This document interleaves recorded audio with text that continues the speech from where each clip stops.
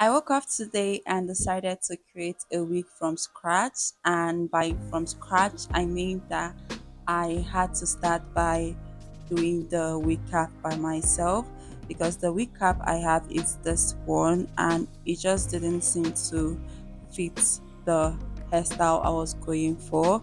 It didn't feel like it was going to fit comfortably. So I decided to use my old type to do a DIY recap thing. And this is the hair I am going to be using for this week. And from the hair extension type, you can tell that this is supposed to be a pixie cut wig.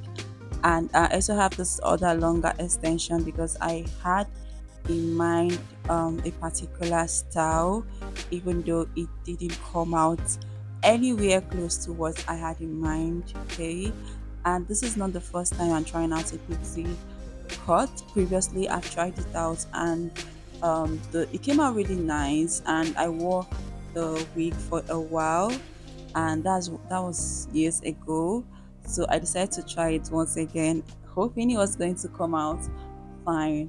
But anyways, I went ahead to split the hair extensions as you saw me doing because I wanted it to lay really flat, and since I had to sew the tracks to be very close, I wanted to have enough extension for that because I was using only one pack of the pixie cut hair, just one pack, and that's like four bundles only.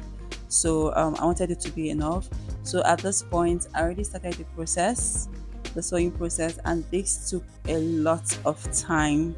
I actually love the whole pixie cut look a whole lot, and I've been craving it for a while now. But because of my hair, I haven't been able to do it because my hair is full and thick. So it's most likely it's going to be bulky under the wig. And if I decided to go to a salon to get it done, they would have to put my hair into really small cornrows, which is a nightmare I'm not ready to go through at this point. So I just decided to do it myself. And luckily for me, as at the time when I was doing this, I still had my old cornrows in, and the cornrows wasn't like um, that small, but it was sizable, was medium size, and so I was hoping I could try it out on it, and maybe occasionally if I get to install cornrows and or any other flat protective style, I could try to wear it. But I really love the look of the whole pixie cut that is really really flat, but I really think it's something that is not achievable for me with the kind of hair I have, with how frantic it is. Anyways, I continued the sewing process, and at this point I was trying to close it up.